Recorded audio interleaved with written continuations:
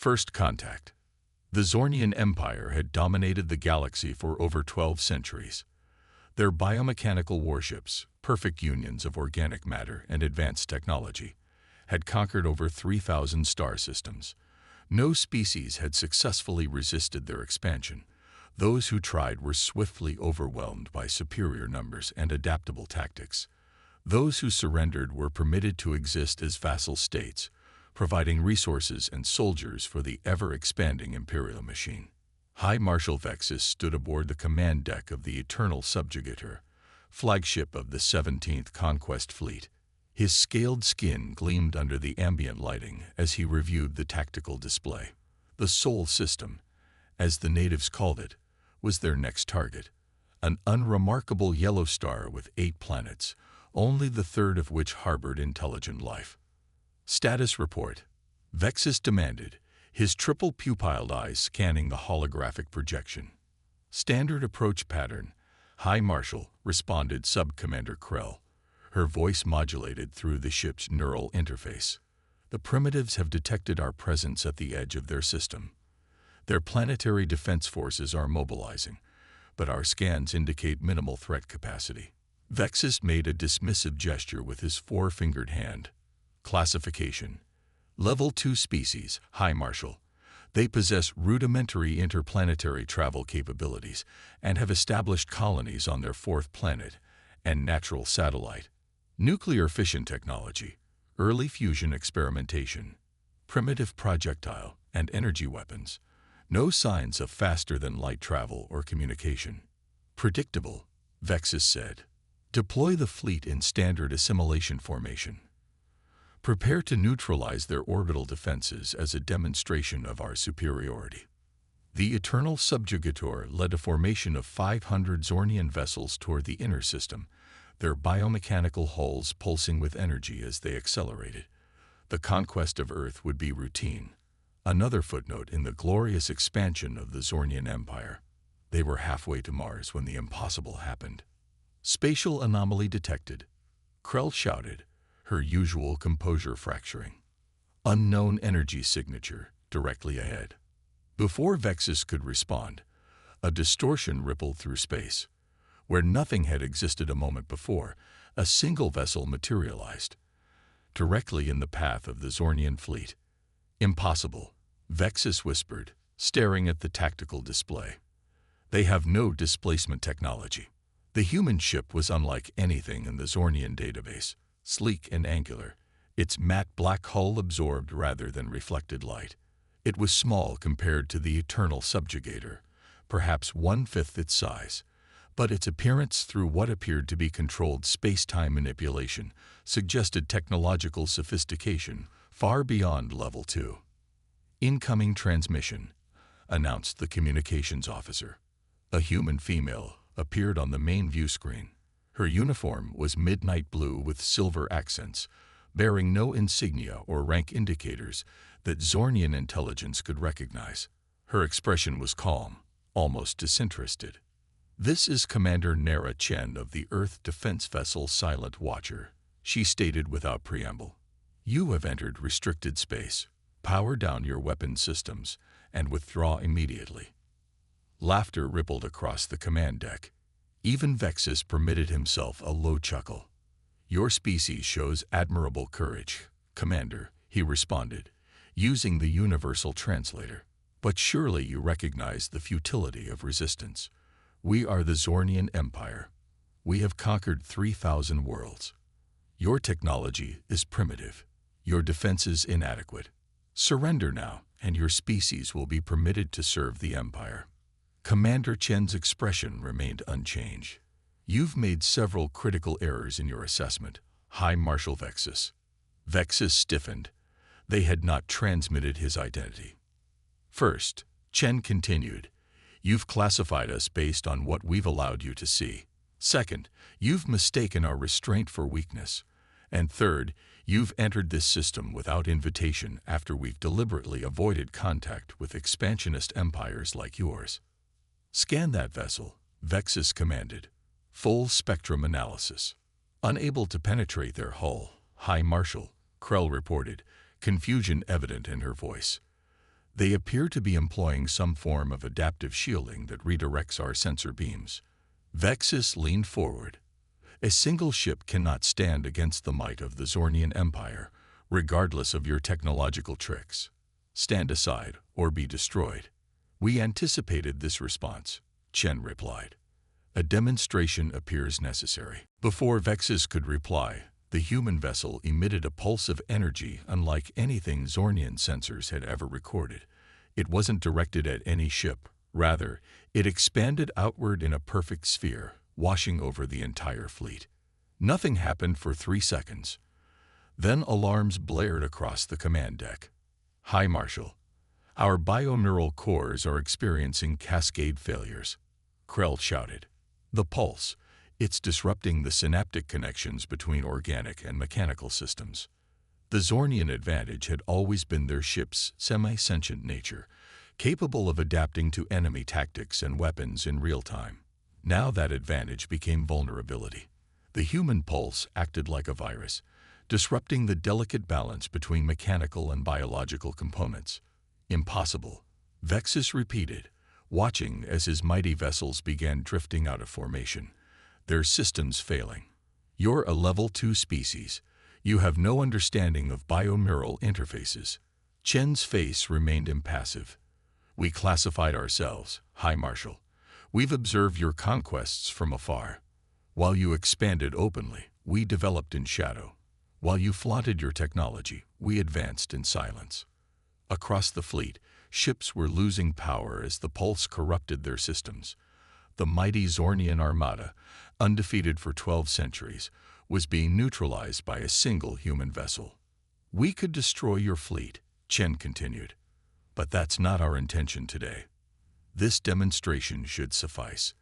The Sol system is off-limits to the Zornian Empire and all other expansionist powers. Violators will face more permanent consequences." As the eternal subjugator systems began failing around him, Vexus finally understood the true miscalculation. The Zornians had categorized humans based on their visible technology, not recognizing the strategic mind that wielded it. They had evaluated hardware, not ingenuity. "You've made an enemy today," he managed, even as emergency protocols engage. "No, High Marshal," Chen replied. "Today we prevented a war. Remember that when you report to your Emperor." The human vessel disappeared as suddenly as it had arrived, leaving behind a disabled but salvageable Zornian fleet. The pulse effects were temporary, designed as warning, not annihilation. As Vexus initiated emergency recovery protocols, he knew the Empire would never look at humanity the same way again. Some species conquered through might. Humans, it seemed, conquered through preparation, precision, and the strategic application of knowledge. The galaxy had just become significantly more complicated. The hidden power. Emperor Zoroxbi was not accustomed to receiving bad news. For 300 years, his reign had seen nothing but expansion and triumph. The imperial palace on Zorn Prime, built from the crystalline remains of 1,000 conquered worlds, had never witnessed a defeated fleet admiral until today.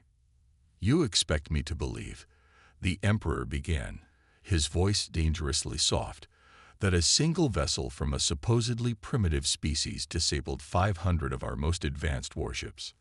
High Marshal Vexus knelt before the crystalline throne, his head bowed in submission. "The evidence is irrefutable, Your Eternal Majesty. I have brought the sensor logs and neural recordings for your examination." The Emperor gestured, and the royal technicians projected the encounter in the center of the throne room. The gathered council watched in stunned silence as the human vessel materialized, engaged in brief communication, and then systematically disabled the Zornian fleet with a single energy pulse. "Impossible," whispered Grand Strategist Moria, echoing Vexus's own words from the encounter. "Our intelligence network categorized humans as a level 2 civilization. This technology suggests level 5, possibly higher." "They have been deceiving us," Vexus said, rising to his feet at the Emperor's gesture, deliberately presenting themselves as technologically inferior, while developing capabilities that rival or exceed our own. Emperor Zorox's expression darkened. How long have they been watching us? Unknown, Your Majesty. But the human commander demonstrated knowledge of our conquest patterns, biomechanical ship designs, and even our command structure. This suggests extensive surveillance. The throne room fell silent as the implications sank in. For centuries, the Zornian Empire had expanded unchallenged, their superiority assured. Now, an unknown power had emerged, one that had deliberately hidden its true capabilities. I want everything we have on these humans, the Emperor commanded. Search the archives, interrogate our scientists. I want to know who they are, what they want, and most importantly, how they developed this technology in isolation. The Imperial archives yielded surprising results. Humans had been briefly encountered 2 centuries earlier by a Zornian exploration vessel. The report had been filed and forgotten. A primitive species on a water-rich world, just beginning to explore their own solar system. Nothing about them had warranted special attention. That had been a catastrophic oversight. Grand Scientist Tholox presented his findings to the Imperial Council 3 days later. Humans evolved on a world with unusual characteristics, he explained, manipulating the holographic display. Their planet experiences extreme environmental variations. Deserts to ice caps, rainforests to tundras. They evolved as adaptable generalists rather than specialists. Many species adapt, countered Grand Strategist Moria. What makes them unique? Their neural architecture, Tholox continued. Human brains prioritize pattern recognition and creative problem-solving over specialized efficiency. They think differently. Where most species follow evolutionary optimization paths, humans constantly experiment, often illogically. The Emperor leaned forward, and this explains their technology. Partially, Your Majesty. We've analyzed the energy signature from their disabling pulse. It wasn't just advanced, it was specifically designed to exploit vulnerabilities in our biomechanical systems. They didn't just develop it. They developed it specifically to counter us. Moria's eyes narrowed, suggesting they've been studying us for far longer than we realized. Precisely, Tholox confirmed. Furthermore, our deep space monitoring stations have detected unusual activity in supposedly empty regions of space. We believe humans may have established a network of cloaked observation posts throughout the galaxy. The revelation sent shockwaves through the Council. The Zornian Empire, convinced of its unchallenged dominance, had been under surveillance for decades, possibly centuries. What are your recommendations? The Emperor asked, addressing the entire Council. Grand Admiral Krever, who had replaced the disgraced fleet commander, spoke first. We should assemble our full military might and crush this threat before it grows further. 5,000 ships should be sufficient to overwhelm even their advanced defenses. And if they have more ships, Moria countered, if their technologies are even more advanced than what they've shown, we would risk our entire fleet. The debate raged for hours until Imperial Intelligence Director Silax requested permission to speak. Unlike the military leaders, Silax rarely addressed the Council directly.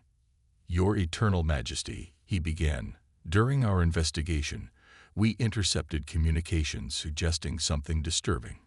Humans may have contacted other species we've conquered or threatened. There are whispers of a coalition forming, multiple races sharing technology and intelligence to resist Zornian expansion. The throne room erupted in outrage. The very notion that subject species might rise against their rightful masters was unthinkable. Emperor Zorox raised a hand, silencing the Council. We will test these humans, he declared, not with our main fleet, but with a specialized force. We will determine the extent of their capabilities and their true intentions. 3 weeks later, a detachment of 100 newly upgraded Zornian warships approached the Sol system from multiple vectors. Their bioneural cores had been reconfigured to resist the specific pulse that had disabled Vexus's fleet. Their weapon systems had been enhanced. They moved with stealth, using gravity wells to mask their approach. They never reach Earth's orbit. At the edge of the system, a network of previously invisible satellites activated.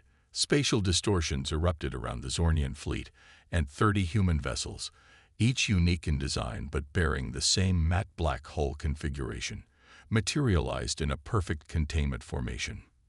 "This is Commander Nara Chen of the Earth Defense Force," came the now familiar transmission. "You were warned. The Sol system is restricted space. We come seeking diplomatic relations," responded Fleet Commander Drax, following the Emperor's instructions. "The Zornian Empire wishes to establish peaceful contact with humanity." With 100 warships, Chen's tone remained even. "Your vessels have been reconfigured to resist our previous countermeasures. Your approach vectors suggest a coordinated attack pattern. These are not the actions of a diplomatic mission." Before Drax could respond, the human vessels emitted a different kind of pulse, one that the Zornian scientists had not anticipated. Instead of targeting the bioneural cores, this energy wave interfered with the quantum communication network that synchronized the fleet's movements. "Your species refuses to learn," Chen continued as the Zornian ships lost formation coherence. "We have studied your technology for generations. Every adaptation you make, we have already anticipated. This is your final warning. The Sol system and its allies are beyond your reach." "Allies?" Drax questioned, buying time as his engineers attempted to restore communications. "Yes," Chen confirmed. "The coalition of free worlds. 17 former Zornian conquests have already joined. 43 more have expressed interest. Your empire of fear is coming to an end."